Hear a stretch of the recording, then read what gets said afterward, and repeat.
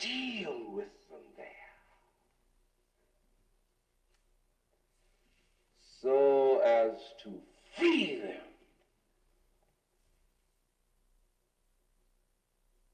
and you. Well, today we are going to get into probably one of Howard Thurman's more famous sermons talks called Love or Perish. I'll get to that in just a minute. It happens to be this talk that for a long time we thought was lost. Martin Luther King Jr. references it in a book that he wrote, and he said it was there and nobody could find it, and then one day we found it, and it's great. And so I'm going to talk to you a little bit about that. If you've not been here for this series yet, this is a series called Sermons with Thurman, where we are essentially looking at some old sermons that Howard Thurman did as one of the giants of the faith. We're reimagining what they could mean in the world in which we are living in, and I'm going to get to this one in just a minute. But before I do, just a little PSA on the front end. You are 5 days away, ladies and gentlemen, from Valentine's Day. 5 days away. So that means if you need to take the next 5 minutes because you've not thought about this intentionally yet and get online or download Groupon and find out what you're going to do for Valentine's Day, I give you permission to do that. You can tune me out for just a few minutes because your significant other does not want another chocolate rose this year, okay? So that's fine. Let's just take some time, think about this intentionally, think about what you're going to do, what's going to happen. This is a big deal. I mean, this is a big holiday. In fact, it's now one of the biggest days in the year. This is, you may not know this, Valentine's Day adds up to be a $20 billion a year industry. If you didn't know that, all you needed to do was go to Walmart the day before Christmas and see Valentine's Day products. That's how big this is. But that's a lot of money to be put together to build, or to buy roses and to buy new outfits and to go out on dates that you don't really, to places that you would never go to, and to go on excursions, things that you never thought you would do. But we will buy into this all the time because that's what love is, y'all. Right? That's what we do. That's love at its fullness. And at first you're like, I don't think that's really where love is. And I understand the conflict that you have. The problem is we still spend that money, don't we? Like, we may say that's not really where love is founded. It's not in the roses. It's not in the clothes. It's not in the dates. It's not in the excursions. It's not in any of these things. But we'll spend that money. And then in the inside, we'll still have this little gnawing voice that says, yeah, but, I think love is something more than that. I think it's deeper than that. I think it's a little bit bigger than that. I don't think it's just locked into all those things. And so we as a people sort of live in this tense moment where we will spend our money on all these really quick little things to express our love, whatever that be, chocolate or, I keep saying chocolate. You guys know I like chocolate, right? That's just the thing. It's coming out. But we spend it on chocolate or flowers, things that are already dead that we'll spend $30 on and bring them into our house just to watch them die slowly in a water. It's really crazy when you start to think about what we spend our money on. But we will spend our money in these ways because we assume there's a part of us that says, that's love. The way Howard Thurman describes us as a society, he says, we've become professional lovers. And I'll get to what he means by that in just a minute ago. But when Thurman says this, he's saying that our love looks like a checkbox, right? We can check it off on our list of things to do. It's a task to be accomplished. It's one more stop of many on our way home from work so that we make sure we've got a symbol of love in our hands before we get home. And when we enter into this season, there's a little bit of a tension in us that even though we know we're going to buy the roses or we know we're going to buy the chocolate, we're like, yeah, but that's not my deepest and truest form of love. And I would agree. I don't think that's our deepest and truest form of love. In fact, the holiday that we celebrates something that's much deeper than that, something that goes deep into the essence of what love is, and it's seen in very, very specific detail and action. In fact, some of you know this. St. Valentine is the one that we observe during Valentine's Day, but Valentine became famous in the world not for this general perspective on love that he would offer, rather the very specific detail. During the period of time where Valentine lived, the emperor had declared that marriage was off limits. Nobody could get married. And he thought that this would be a good idea because if men get married, then they're going to be like looking towards their spouse instead of serving in the military, and he wanted to build a really big military, so he's like, you know what, we'll just solve this. Nobody gets married. And so Valentine came out and he's like, as a bishop, I'm not going to not do this. And so he performed marriage ceremonies one after another for all these different couples because they were in love and they needed to have that union together.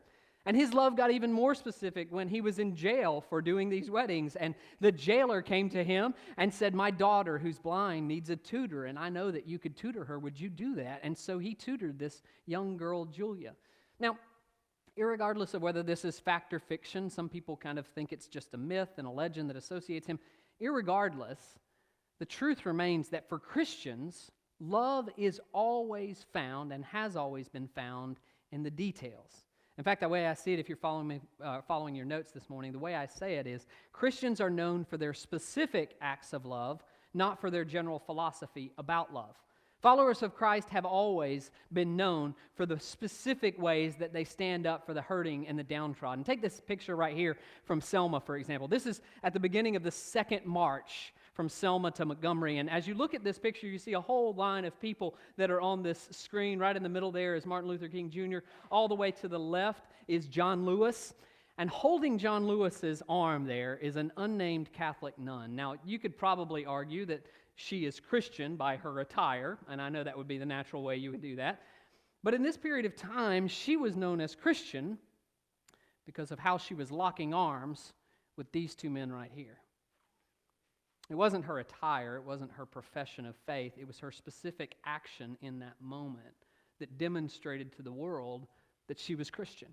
And that's how it's always been. In fact, you go all the way back to Jesus, and Jesus says that it will be your specific activity of love in the world that shows the world that you're my disciples. And I don't want to spend a lot of time here because I've preached on this before, but in John chapter 13, Jesus, in his farewell speech to the disciples, actually says this very thing. As he's standing in front of the disciples, he looks at them and he goes, "A new commandment I'm going to give to you." And here's the commandment. It's kind of a rehashed old commandment. It's not entirely new, but the commandment is this, that you love one another. And then he spells it out. Here's what that should look like. Just as I have loved you, you should love one another. Peter, you know what this is like. I found you on the side of the seashore that day. Just like I loved you, Peter, you need to love one another. Matthew, remember when I found you at the tax collector's booth that day and everybody else was spitting at you and saying insults to you, and I came up to you and I loved you and I asked you to follow me. In that same way that I loved you, Matthew, I need you to love one another.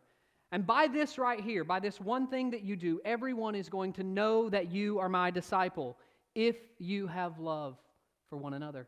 If you have specific love for each other, they'll know. Peter, if you get over this little tiff you have with James and John, Matthew, if you forgive those tax collectors who are still saying bad things about you and you continue to learn how to love those your former friends, by that right there, by that type of love, the world is going to know that you're my disciple.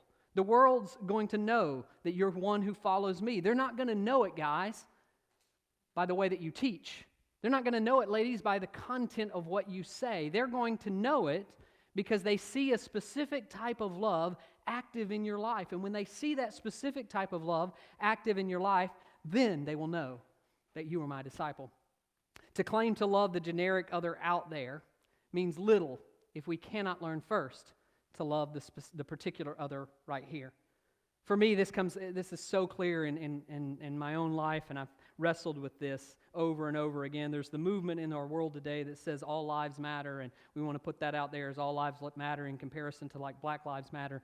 And I get it. I understand that. All lives matter. Everybody matters. The problem that we see with that so often is that all lives cannot matter if particular lives don't matter to me. The way I struggle in my own life in this way, I see this all the time, and I'll just speak for me. If I don't learn how to love Peanut, who walks by my house, and the very first time I meet him, he tips back a 40 in front of me. If I can't love him and hug his neck, I can't love everyone. If I don't learn how, in some way, to get special with my love, to get unique with the love with those who are hard to love and difficult to love, then I can't love everyone. And Jesus knew this. Jesus knew that at some point in time, our love has to get specialized. At some point in time, our love has to get particular. We can't remain in a sort of generic fashion of love and a general fashion of love and say that we love. It's great to say, I love humanity. There is no humanity. Humanity doesn't exist. People have names. Steve exists. Peanut exists. Aaron exists. These people exist. And these are the ones that we're called to love in the world. When Jesus shows up in the first century church, it wasn't the fact that he came out and he taught the Sermon on the Mount that got everybody upset. That wasn't it. It was the moment where he walked over to Zacchaeus and said, Zacchaeus, I'm coming to your house. It wasn't the moment when the teachers of the law came to Jesus and said, Jesus, what's the greatest commandment? And he said to love God and to love your neighbor. That's not what upset them. In fact, they looked back at him and said, that's right, you're right. That's exactly what we're supposed to do, love God and love neighbor. Yet they were infuriated when he walked with the Roman centurion back to the Roman centurion's house to heal his young daughter. It was the specific action of love that infuriated the world around Jesus. In fact, it was the specific activities of Jesus' love that ultimately led the world to kill him. And in every generation that we face, wherever we go in this world, it's our specific acts of love and compassion that ultimately create conflict in the world. And the problem that we have within our modern Christian understanding is, as Howard Thurman said, we've become a society of professional lovers. As a religion, we are professional lovers in the same way that you look at me and think I'm a professional prayer. Right? I know how this works. I walk into a room, a prayer needs to be prayed, everybody's eyes turn on me. I did it this morning when I walked into Sunday school class. They'd done fine taking all the prayer requests. I didn't hear a single one. As soon as I sit down, it's like, you're going to pray, right? I know exactly how this works. We become a society that functions in our love in the same way that we look at pastors to function in their prayer. And we know that in this function where I will pray publicly or pray for us publicly, that's not the essence of prayer, is it?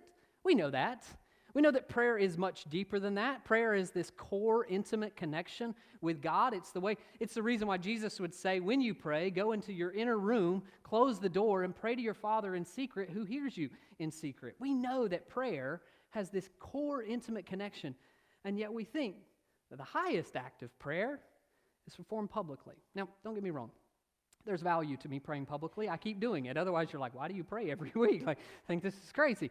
I think there's value. I think there's a learning, a discipling that takes place in this. I think we model for each other how to pray and how that can happen, and that's all good. But please don't mistake the fact that our public expression of prayer, in this case, is not the essence.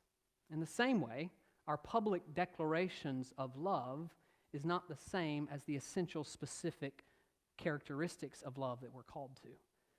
And we've assumed, as professional lovers would take it, as professional lovers would take it, that we are just living into a technique. In the same way that we become professional prayers, we have become professional lovers. We have a technique that we follow. And if I follow this technique, then I'm showing love to the world. We have a formula that we apply. And if I apply this formula on a particular day, I've demonstrated my love. I've shared my Bible verse. I've shared my prayer. I get out there and I show my love by saying, I love you guys. That's great. We have this formula that we follow, but it's a controlled device. And what that means is that we can pull the trigger on that device and we can step back from it and watch it go, and we don't ever have to get in the messy details of what it means to love someone, what it means to hold on to someone. We stand back at a safe distance and we let that operate, and all the while, we remain detached from really loving. You hear the gravity of this? This is heavy. This gets really intense, really quick, because the moment that we learn to specifically love, we actually have to start practicing it. We can learn all the techniques we want. We can learn all the different ways to model love, but at some point in time, we actually have to practice love with real human beings who have real names and real zip codes and live in real houses and streets, or some not at all. We have to practice this. We can sanitize love all you want to, but sometimes you got to get dirty. We can create safeguards around love to keep ourselves at a safe distance, but sometimes we just have to get close to other people and experience that love. Get close to people that we don't want to get close to, go into neighborhoods that we don't want to go into or rather get close to. And this is frightening. Look, I know. I watch the news. I watch it every morning, right? Get up with my, morning or Today show. I get it. Coronavirus is real, y'all. It's everywhere. Ain't nobody wants to get close to somebody else right now. That's just the thing. Some of y'all probably went out this week and bought those masks, didn't you? You know the news reports say they don't work. Yeah, we're like walking around with those masks on all the time, right? You have some of those. Yeah, I see. You got some amens out there. This is the world we live in, a world that is full of fear of getting up close to people. And we fear this because getting up close to people means that our life might be threatened, that in some way our life will be taken away from us, that we will experience less of life, a diminished quality of life, something like that. But the irony behind all of this, as we live in this germ-conscious society, is that the gospel seems to suggest something exactly the opposite. Within the context of the gospel, it seems to suggest that our specific love for others, the way that we draw close to others, actually will lead you and I to a better life. That our specific knowledge of love for other people can lead us to a fuller knowledge of what the good life actually is. And we can live into it as we draw closer to others. We can live, as Paul will ultimately say, a pure and blameless life before God because we had fully been wrapped up in the love for one another. In fact, this is the way he says it, and I'll go back to Philippians 1, verses 9 and 10, just to highlight this again. He says, "This is my prayer for you, that your love may overflow more and more and more with knowledge and full insight." He says, I want there to be a fullness to your love that flows into every part of your life, every action you perform, every thought you think. There's going to be a complete knowledge and full insight that comes because you allow love to flow through your entire life in this way. And in the overflow, here's what's going to happen. I just know it. You're going to start to get involved in the nitty-gritty details of what love looks like up close. You're going to get involved in the nitty-gritty details of things that you didn't want to see. You're going to get involved and know things about your neighbor that you'd rather not know about your neighbor, right? You're going to see things happening in your backyard that you'd rather not see happening in your backyard and in your community and in your county. When you have the fullness of love, you're going to end up in places that you'd rather not go with people that you'd rather not be with. But when the fullness of love comes and our love gets specific all over the place, that knowledge starts to grow in our life. And Paul says, I pray that love would fill your hearts to overflow so that you might have a fuller knowledge of the world around you. The good parts, the bad parts, the ugly parts, all of the parts of this world might come to you. And here's why I pray this. He goes on in verse 10 to say, to help you determine what is best. To help you determine what is best. To help you discern. To help you understand what is best in the world. And that final phrase, what is best, it's translated in a variety of different ways. Sometimes it's translated as what is important. I want you to understand what's important in the world. I want you to understand what really matters or what's essential in life. And I love the way the New Living Translation actually spells this all out. It says, I pray this for you, for I want you to understand what really matters. There's so many things in our life that we think matter. And we're going to defend those things over and over again, but something happens when we get in this fuller context of love that helps clarify the things that actually do matter. The things that are of eternal consequence. And Paul says if you have this full, specific knowledge of love that overflows in every aspect of your life and leads you to a full insight, you're going to know, without a shadow of a doubt, the things in this world that really do matter. And here's why that's important. I want this to help you to determine what is best so that in the day of Christ you may be pure and blameless. This is what Christian love does in the world. Christian love in the world leads us to a greater understanding and empathy of the world around us. We're able to empathize with those around us in ways that we couldn't before. And because of that, we have this fuller insight of what's happening in the world. And when we have a fuller insight of what's happening in the world, when we can empathize with people in this new way and we know what's happening in their lives, we start to determine what really matters in the world. What's really at stake in the world when our problems seem so big and we place them in the larger context of the world and we really see what matters. And when we can see what matters in the world, when we understand that fully and are locked in on that, then our actions start to change. Our actions start to align with God's actions, and this is what leads Paul to say, so that at the end of time, when everything else vanishes and everything else goes away and it all is wiped clear, on the day of Jesus Christ, you've seen the world, you've interacted with it in a beautiful way, and now you've determined how to act, and you've lived pure and blameless lives. You see, we can't act with specific actions unless we have moved with a specific love towards our neighbors. Unless we get close, unless we lean into our neighbors in this really intimate and intense way, we won't know the right actions to perform in the world. We've imagined what it means to love the world. We've imagined what that would look like and how we can engage with that. But without really loving the specific people of the world, we don't know what love specifically looks like. And Christian love always compels us, time and time again, to be specific. Time and time again, to engage with real people, with real issues, with real challenges in lives, who have real names and live in real situations. Christian love compels us to get specific. So the question I want to leave us with is, how do we know if our love is specific or not? How do we know if the love that we're bearing up is general or specific, generic or very specific in life? And there are a few things that I want to leave you with. I'm going to leave you with two things that will help you understand if you're falling into the generic or the general category. And then I'm going to give you two things that will push you more into the specific category. When we think about love in general, here's the first one. When my love is general, my actions favor me. When my love is general, my actions favor me. Now, on a balancing scale, I'm not saying that anytime you love, it has to be selfless, right?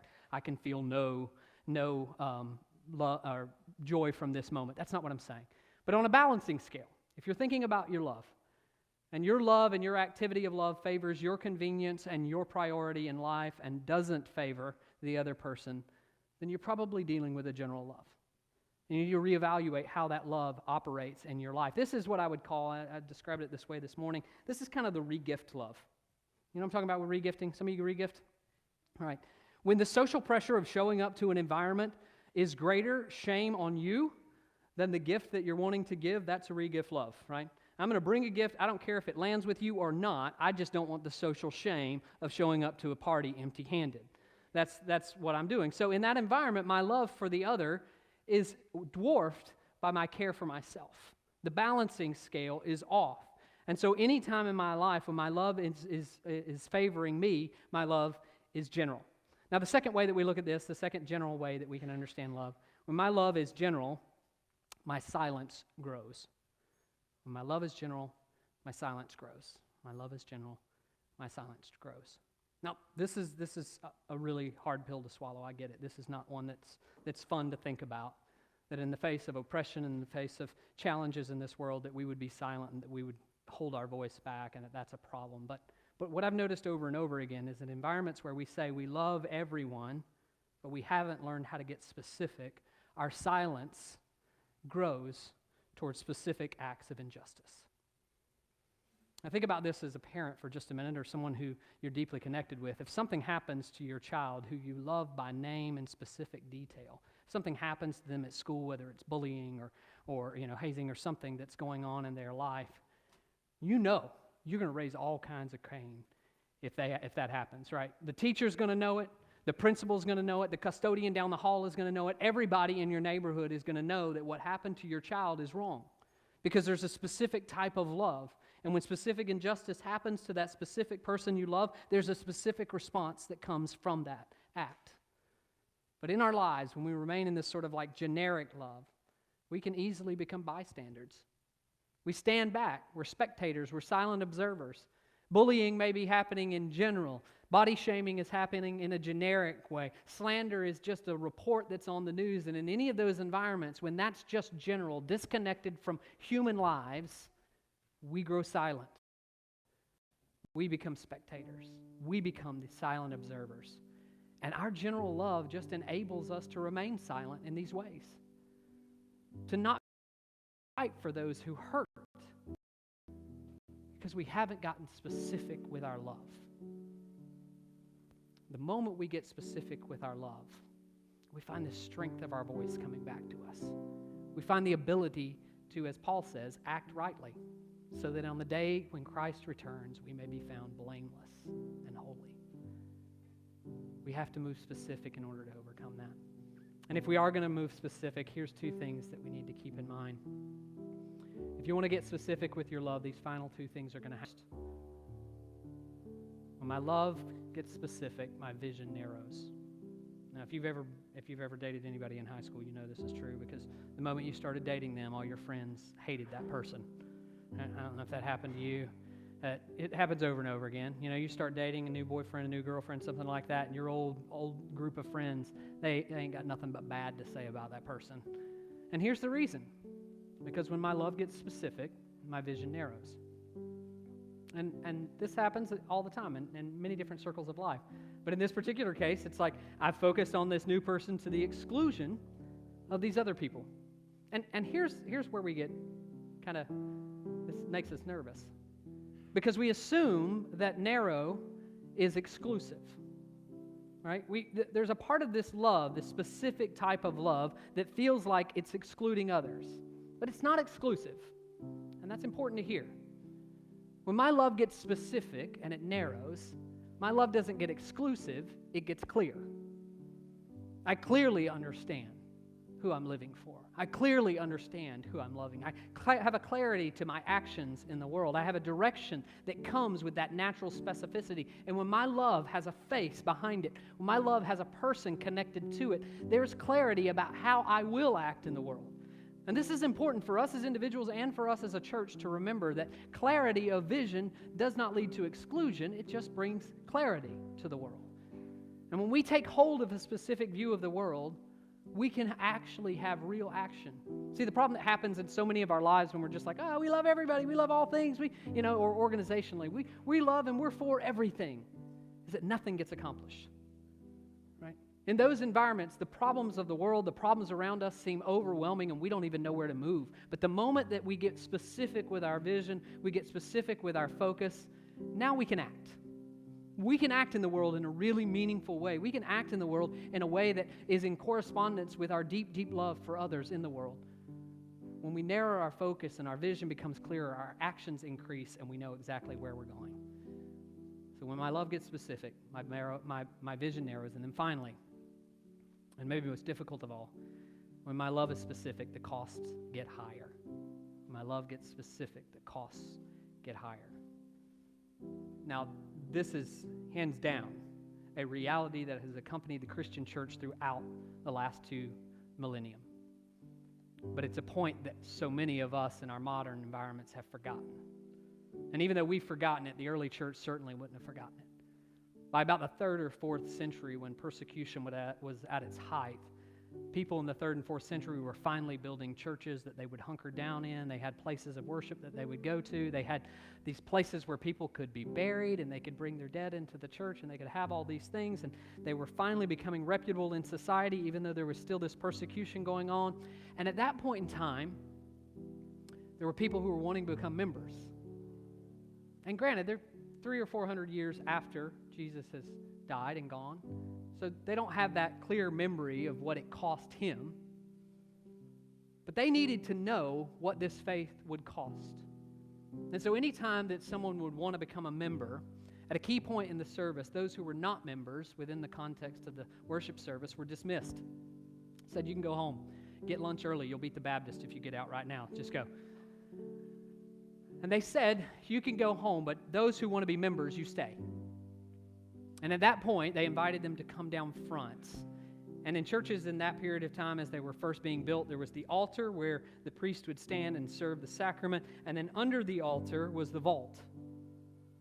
Deep in the ground of the church was where the bodies of those who had died in the church lay. And so if I wanted to become a member of the church, I would be invited to come down front. And then along with the priest and all of the others in the church, I would go down into the vault. We'd all walk together. We'd stand there in front of this casket with a body laying in it. And there in front of that body, we would recite our membership vows. In front of this person who had given his or her life for their faith, we would stand. And we would see what this faith cost. We would see how specific love leads to incredible cost. And we'd make our vows. And we would make our vows to membership knowing that tomorrow I could be in that casket. Tomorrow that could be my life. See, specific love is it's not generic teachings. It's not a philosophy about life. Specific love is what costs the martyrs their life. Specific love is what cost Christ his life. And if you don't know this, please don't leave here without knowing this. It's his specific love for you that cost him his life. It's not a generic love for humanity. It's you. You're the one by name who he knew and he loved. And he knew with that specific love that it would cost him everything, and it did cost him everything. And he did it for you, that you might be redeemed, that you might be transformed.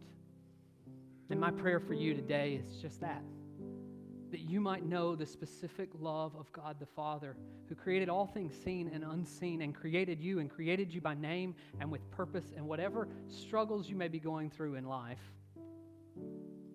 He's had a love that has led him to the point of death for you. And he wants you to know that love. He wants you to know that love that will fill your hearts to overflowing, that love that will compel you to love others, that love that will ultimately lead you to a life of fullness and happiness, where on the day of Christ you may stand before him blameless and pure. That's the love that God has for you. And that's the love that he calls us to. Please don't mistake. It's a costly love. It cost him, and it will cost us. And there will be times where the cost in our life just seems way too high.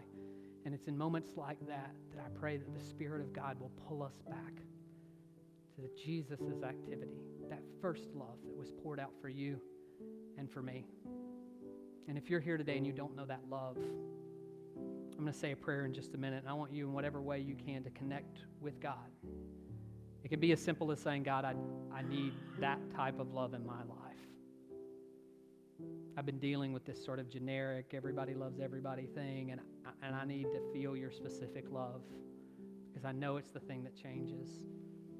And so as I pray, however you want to say those words to God, I'm inviting you to say those words, to reconnect with God's deep, deep love for you, and to be prepared for what that connection means for your life and the cost that lies before you as you go back into the world that he's called us to love, to the people, to the peanut on every single one of our streets that he's calling us to love.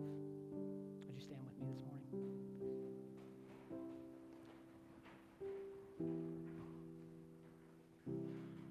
God, we thank you. We thank you for the individuals who surround us this morning. Each of them beautiful creations in your sight. Each of them uniquely gifted, formed by the hand of their Creator. God, as we all stand in this room, all of us with unique lives and journeys that have led us to this moment, we still all stand as beloved sons and daughters of our Father. And not a love that was just thrown out abroad to all of humanity and all of creation, but a love that specifically knows us by name. And God, this morning as we stand in your presence, if there's anyone here who does not know that love, God, change their life right now. Right now, by the power of your Spirit, meet them where they are. Overwhelm them with the power of your love, a love that will transform their life and transform everyone who they come in contact with, a love that calls to them by name. God, fill their hearts and fill our hearts with this love today.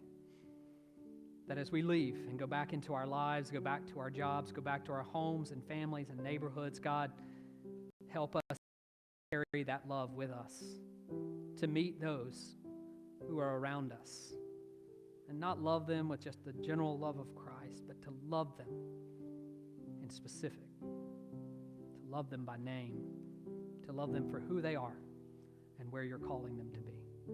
God, give us this strength. Spirit, go with us and before us and around us in this journey. And though the cost may be high, protect us and hold us in your arms. In Jesus' name we pray. Amen and amen. Thank you so much for being here today. I hope you have a blessed day. I'll see you soon.